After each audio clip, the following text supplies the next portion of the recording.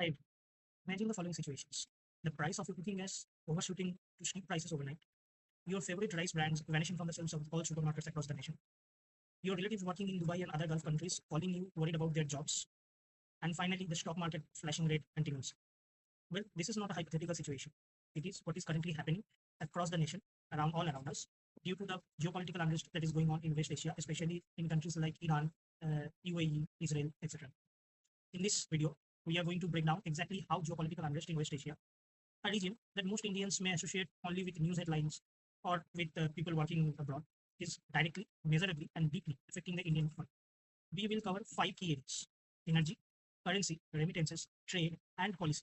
And by the end of this video, we will together understand not just what is happening, but why is India uniquely exposed and what our government is doing to fight back.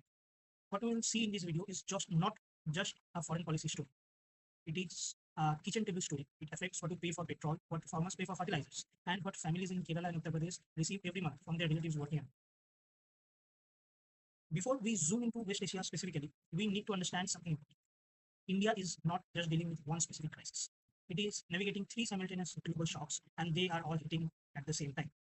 The first and most severe is the West Asia conflict that is occurring recently. On February 28, 2026, US-Israel jointly strike on Iran effectively, and as a result, Iran shut down the Strait of Hormuz, which is one of the most critical waterways in the world for global energy supply. Houthi rebel attacks in the Red Sea added to the chaos by rerouting global shipping. The second shock is the ongoing Russia-Ukraine war, which began in 2022 and has truly never resolved to this day. It has disrupted global fertilizer, wheat, and energy markets and pushed India to buy discounted Russian crude oil as an emergency measure. The third is the US tariffs, with America imposing 50% tariff on select Indian goods in August 2025, especially hitting the textile, pharmaceuticals, and auto components. Now, here is a critical insight at the bottom of the slide that you can see on the screen. These three shocks are not independent, they amplify each other. India imports nearly 88% of its crude oil, with West Asia supplying 49 to 55% of that. Every disruption in the area feeds directly into inflation and fiscal deficit of our economy. Trade is being hit simultaneously from multiple directions, and foreign investors has pulled out a record $19 billion from Indian equities in 2025 alone, sending the rupee crashing to rupees 94.79 per dollar by March 2026. This is what economists call a layered shock, and India is right at the center of it. Now, let us start with the most visible impact, that is the energy sector. As you can see in the chart, Brent crude oil, the global benchmark was around $72 per barrel in January 2025. By March 2026, it has surged to $108 per barrel. And at one point during the crisis, it also briefly touched $119 intramonth. That is nearly 50% jump in the price in just over a year. Now, why does this matter so much for India? This is all because of one narrow passage, that is the Strait of Hormuz. India sources 54% of its crude oil, 60% of its total LNG consumption, and approximately 90% of its LPG imports through this single strait. When this strait is blocked or threatened, it is not just a price problem. It is an immediate supply emergency because there is no viable short-term alternative route for these volumes of transfers that happens. The consequences, as you all can face, cascades quickly.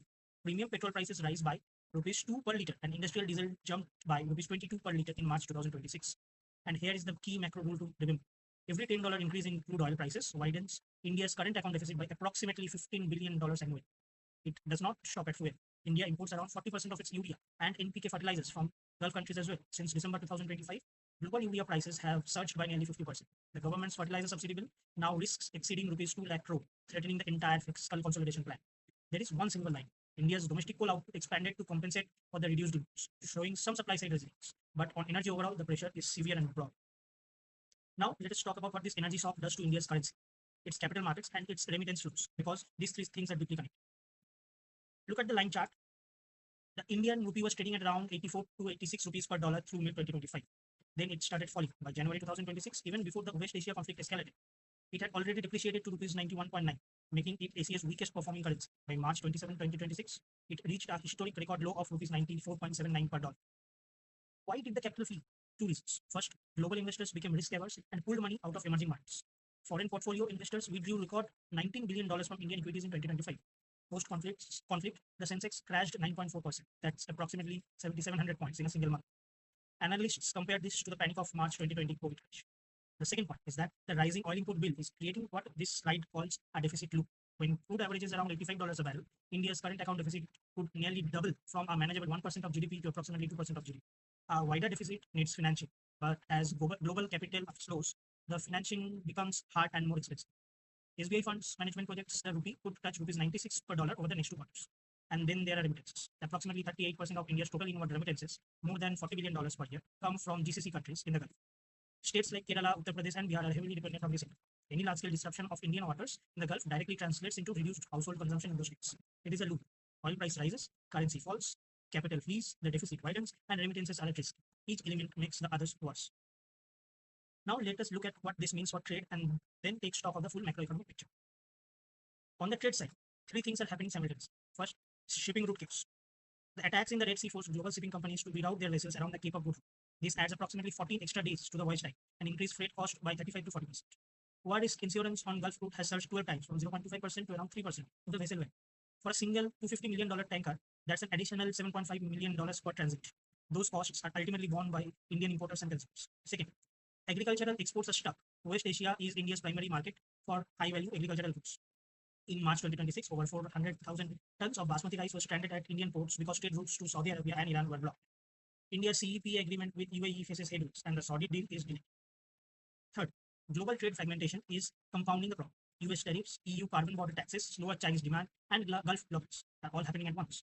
India's own economic survey warned that trade fragmentation could cost the world between 0.2% and 7% of global GDP. Now look at the scorecard on the right of the slide. This is the macroeconomic report card of India in FY 26-27. GDP growth has been trimmed from 7.6% to 7.1%. Brent crude peaked at $108 per barrel. The current account deficit is heading towards 2% of the GDP. The rupee is at record low. The fertilizer subsidy bill is up 50% year on year, and the Sensex fell 9.4% in a single month. But here is the important counterpart. India's sovereign credit rating has been upgraded to BBB in August 2025, the first upgrade in 18 years, acknowledging that India's structural fundamentals remain strong. Pain in the short term, but the foundation holds. Next slide, we'll talk about India's policy response. So India is not standing still. The government has deployed what we call a 5-pillar strategic seat, 5 simultaneous levers to manage the crisis and build long-term resilience. Pillar number 1, energy diversification and strategic petroleum reserves. India has expanded its crude oil import source from 27 countries to 41 over the past 11 years. After Russia's war in Ukraine, India smartly pivoted to discounted Russian crude. Russia became the top supplier by January 23. Strategic petroleum reserve capacity is being expanded to cover 21 days of emergency supply. And the RBI cut its terminal rate to 5.25% to keep domestic demand alive. Pillar 2, maritime security through Operation Sankalp. The Indian Navy has institutionalized permanent naval escorts to merchant vessels in the North Arabian Sea, acting as a net security provider for commercial shipping. 3.75 lakh, that many Indians have been evacuated from conflict zones, and 700 stranded seafarers in the Strait of Hormuz are being actively assisted. Pillar number 3, strategic diplomacy and autonomy. External Affairs Minister Jaishankar is managing emergency diplomatic hotlines with both Israel and Tehran simultaneously, a diplomatic tightrope that reflects India's doctrine of strategic autonomy. India signed a special strategic partnership with Israel on February 26, just 2 days before the war started, while simultaneously keeping ties open with Iran.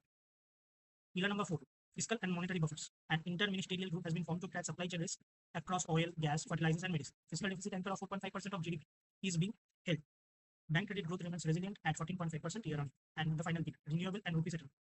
India is first tracking solar, wind, and green hydrogen projects to reduce structural oil dependence over the long term. And it is expanding rupee-based bilateral trade settlements, an alternative payment system designed to bypass potential swift weaponization, drawing the lesson from what happened to Russia under Western sanctions. The final slide pulls everything together. India is running a marathon and sprint simultaneously. The marathon is about building long-term structural resilience in terms of renewable energy, domestic manufacturing, diversified trade routes, etc. And the sprint is about surviving the immediate crisis, that is defending the rupee, managing subsidies, evacuating citizens and vessels out of conflict zones, and keeping the supply chains moving. So in conclusion, we can say that West Asia is not just a region that appears in international news. For India, it is our triple economic lifeline, the source of more than half our oil, more than a third of our remittances, and a key market for our agriculture product. When that region is in crisis, it is not an abstract geopolitical event. It lands directly in Indian households through fuel prices, grocery costs, farming imports, and the monthly bank transfers from a father working in. What makes 2026 uniquely challenging is that India is not facing a single shock. It is navigating a layered, reinforced global crisis. Thank you for watching.